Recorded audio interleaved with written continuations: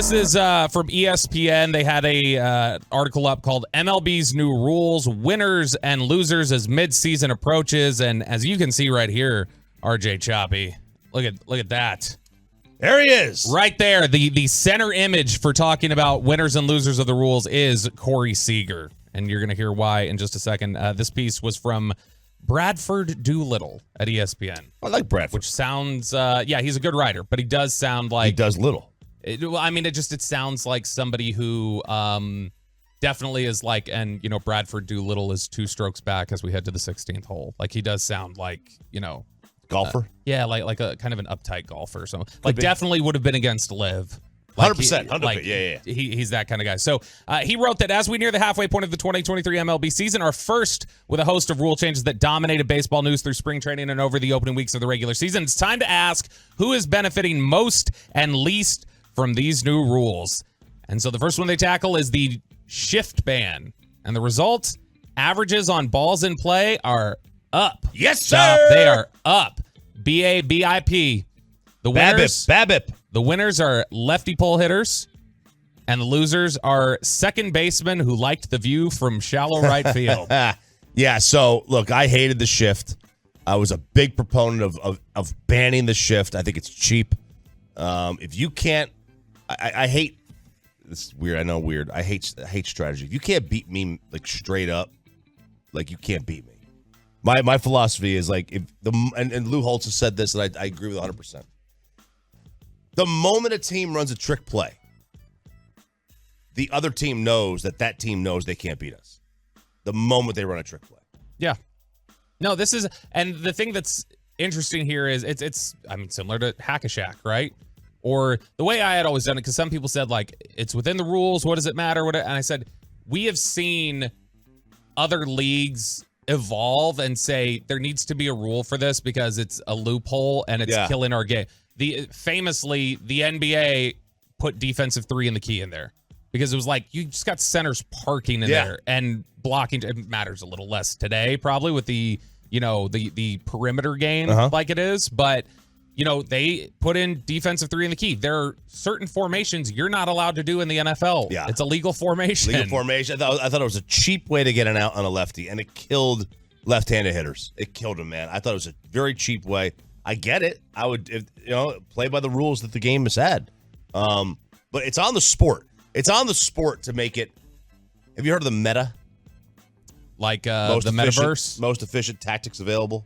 Sure. Whatever. That's what like video game designers like try to do. They try to make the meta also coincide with the most fun way to play. And the NFL, the most efficient way to play in football is what? Passing the ball. Yeah.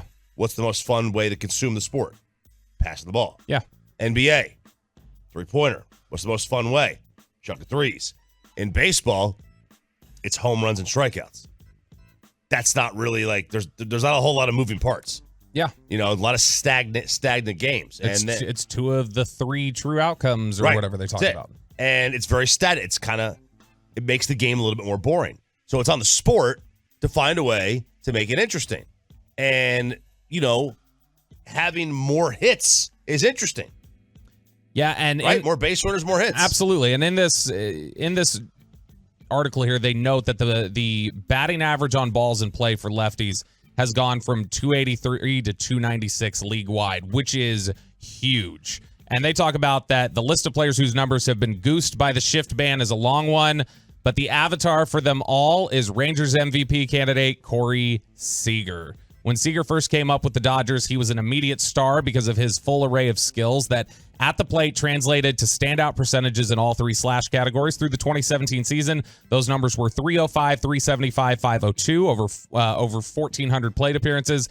And as Seager was still only 23, there was every reason to believe they'd only go up from there. During the 5 seasons after that, though, he still produced star-level numbers, slash line of 274, 344, and 489. But obviously, those numbers went down. His isolated power numbers actually went up. His strikeout rate got considerably better, and his walk rate mostly held steady. In other words, Seager's underlying metrics suggested he was a more consistent, mature version of his younger self who was already awfully good.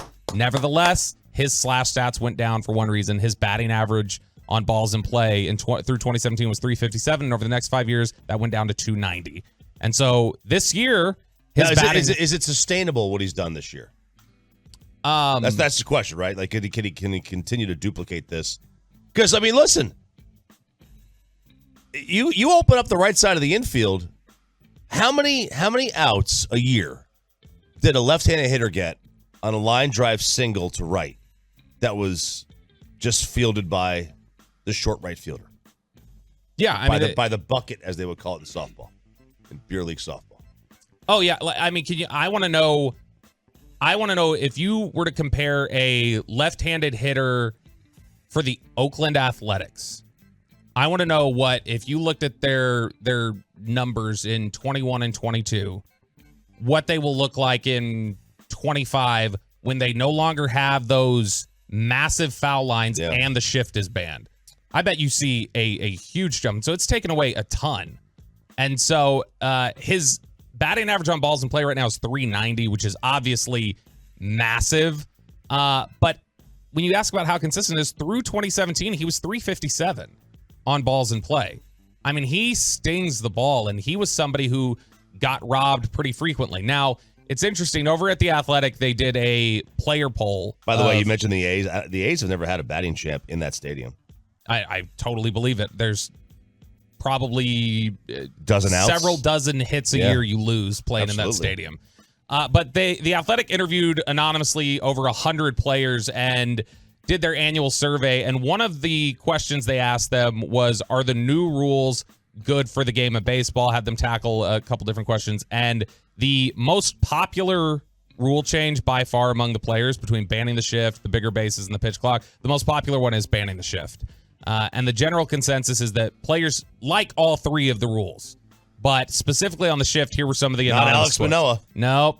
On the shift, here was some of the anonymous quotes. If I was a left-handed hitter, I'd probably care more. Somebody says, teams still shift anyway. There, you have heard that a little bit. In fact, one of the common lines you hear from the anonymous players here is it sounds like they wish the shift rules would go a little further. Because I guess, there's certain things they're doing in the outfield. Let's say a left-handed hitter, right? The shortstop could still be basically behind the bag, right? Behind the second base bag. And then you could also shift the outfielders. Yes. Now, if they want to fix the behind the bag rule, have you heard of, I think it was one of the independent leagues was trying this out recently. Have you heard of the pizza slice rule? No. So this is something that they tried out to ban the shift. It was basically a line drawn in the shape of a pizza slice out from second base towards the edge of the dirt. And so what it did was it basically created a neutral zone that you were not allowed to be in. And so it really kept the shortstop and the second baseman, a certain distance from the bag, because those lines go out and it looks like a pizza slice above second base. And it's like, hey, this is a neutral zone. You cannot stand on these lines here. And so that might be a way that they could take it even further. But I kind of wonder if this was Corey Seager with this anonymous quote here. Maybe it was. This player gave it a 5 and said, because I'm a left-handed hitter, I love it. The shift killed my career for about 3 years. It did. Joey Gallo. I wonder if that's Seager. I mean, that could be any left-handed hitter in baseball. I mean, basically any left-handed hitter in baseball could say that. Look, is the shift, is it the smart thing to do defensively? Absolutely. Does it increase the entertainment value of the game? Rob Manfred, who we will talk about in Diamond Cavs, coming up at 9 o'clock, who is a mass. I like Rob. I think Rob gets a lot of flack, but sometimes he is his own worst enemy. His number one job is to make money for the owners, but increase the entertainment value of a sport. That's his job. His job is to make sure that people watch and consume and are entertained by the game. He can't do anything about the game itself. The game is the game, right? But he can tweak things within it. Pitch clock, shrink the season, whatever. And part of that was make the one thing you can do in baseball, which is, action, base runners, make more of them. And you make more base runners by eliminating the shift. That's all it is.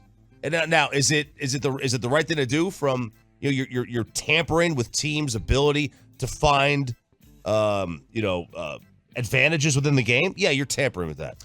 But that's not his problem. Is not that. His problem is We need people to watch the game. We need more entertainment. Now, the pitch clock is being received well overall by the players in this athletic poll, but a majority of players want to see it tweaked for postseason play. The what? The pitch pitch clock. I do too. So they want to make the clock 20 seconds instead of 15 for the playoffs.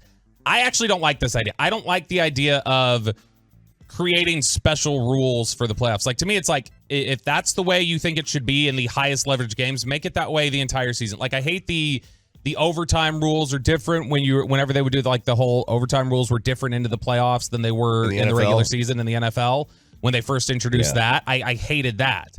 And so, that is something that I don't like whenever you flip rules and basically change strategy with the rule book just to say, this is a different game, so we're going to change the rule book. If it's that important, make it like that throughout the season. But in the postseason, it's like no one cares if the game's 3.5 hours long. Right. Like it's the playoffs. Like I'd rather the game in the playoffs be 3.5 hours long because than the regular season. I'd like to see a study. I'd like to see a study of how much longer a 20-second pitch clock would make a regular season game.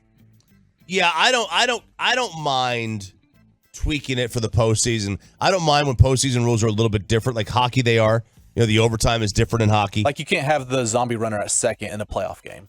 You can't do that. We're calling it zombie now, not ghost. Well, ghost would mean he's not there, right? If it's a ghost runner, yeah, fair. You could say ghost zombie. Shouldn't have the assigned runner period in baseball. That shouldn't even be in the regular season.